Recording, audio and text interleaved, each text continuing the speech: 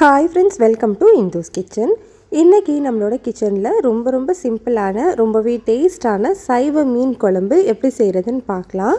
இத கட்டாயம் ட்ரை பண்ணி பாருங்க. ரொம்பவே டிஃபரண்டாவும் டேஸ்டாவும் இருக்கும். இத செய்யறதுக்கு நான் இன்னைக்கு ஒரு மீடியம் சைஸ் வாழைப்பூவை எடுத்து நல்லா க்ளீன் பண்ணியிருக்கேன்.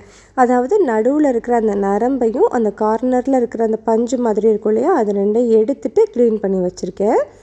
இது கூட 2 டேபிள் ஸ்பூன் அளவு கடலை மாவு, 2 டேபிள் ஸ்பூன் அளவு அரிசி மாவு சேர்த்துக்கலாம். இது கூடவே ஒரு 1/4 டீஸ்பூன் அளவு மஞ்சள் தூள் சேர்த்துக்கோங்க.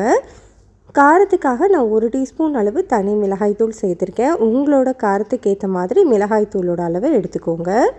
கூடவே ஒரு 1/4 டீஸ்பூன் அளவு உப்பு சேர்த்துட்டு இதெல்லாத்தையும் ஃபஸ்ட்டு தண்ணி சேர்க்காமல் நல்லா மிக்ஸ் பண்ணிக்கலாம்.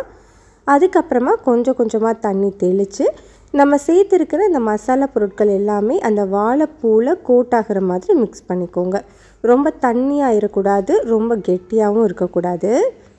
பாருங்கள், இந்த பதத்தில் இருக்கணும். அதாவது அந்த மசாலா எல்லாமே அந்த வாழைப்பூவோடு நல்லா ஒட்டி இருக்கணும். இப்போ இதை நம்ம எண்ணெயில் பொரித்து எடுத்துக்கலாம்.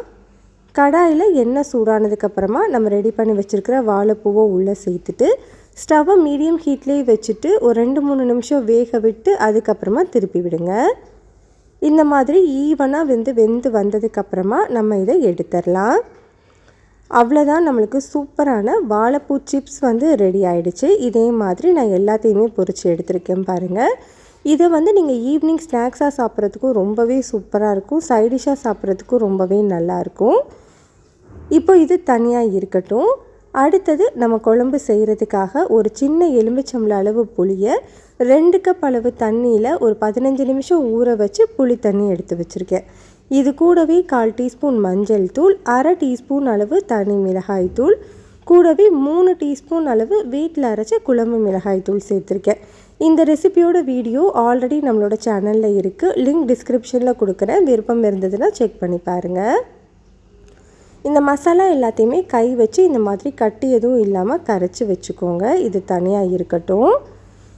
இப்போ நம்ம குழம்பு தாளிக்கிறதுக்காக ஒரு மண் சட்டியில் 3 டேபிள் ஸ்பூன் எண்ணெய் சூடுபடுத்தியிருக்கேன்.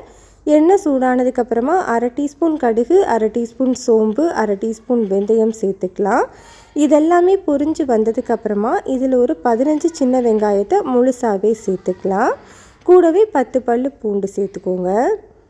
இது ரெண்டையுமே ஒரு 2 நிமிஷம் மட்டும் வதக்கி விட்டுக்கலாம். 2 நிமிஷத்துக்கு அப்புறமா இதில் 2 பெரிய சைஸ் தக்காளியை நல்லா பொடியாக கட் பண்ணிவிட்டு சேர்த்துக்கோங்க. கூடவே ஒரே ஒரு பச்சை மிளகாய் இடையில கீறிட்டு சேர்த்துக்கலாம். கொஞ்சமாக கருவேப்பிலையும் சேர்த்துக்கோங்க.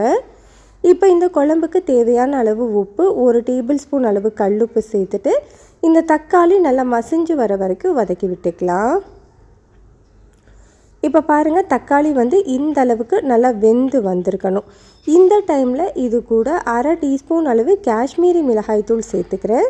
இது கலருக்காக தான், ஆப்ஷனல் தான். உங்களுக்கு விருப்பம் இருந்தால் மட்டும் சேர்த்துக்கோங்க, இல்லைன்னா ஸ்கிப் பண்ணிக்கலாம். ஒரு நிமிஷம் மட்டும் இதை நல்லா வதக்கி விட்டுட்டு நம்ம ஏற்கனவே கரைச்சி வச்சுருக்குறோம் இல்லையா, புளியில் மசாலா எல்லாமே சேர்த்து அதை சேர்த்துக்கோங்க. கூடவே நார்மலான தண்ணி 1 கப் சேர்த்து நல்லா மிக்ஸ் பண்ணி விட்டுக்கோங்க. ஸ்டவ்வை மீடியம் ஹீட்டில் வச்சுட்டு ஒரு 10 நிமிஷம் நல்லா கொதிக்க வச்சுக்கோங்க. அந்த மசாலா புளியோ எல்லாத்தோட பச்சை வாசனையுமே சுத்தமாக போகணும். இப்போ ஒரு 10 நிமிஷத்துக்கு அப்புறமா பாருங்கள், நம்மளுக்கு பச்சை மணம் எல்லாமே போயிடுச்சு. குழம்பு லைட்டாக இந்த மாதிரி தண்ணியாக இருக்கணும். அப்போ தான் வாழைப்பூ சேர்த்ததுக்கப்புறமா சரியான கன்சிஸ்டன்சியில் வரும்.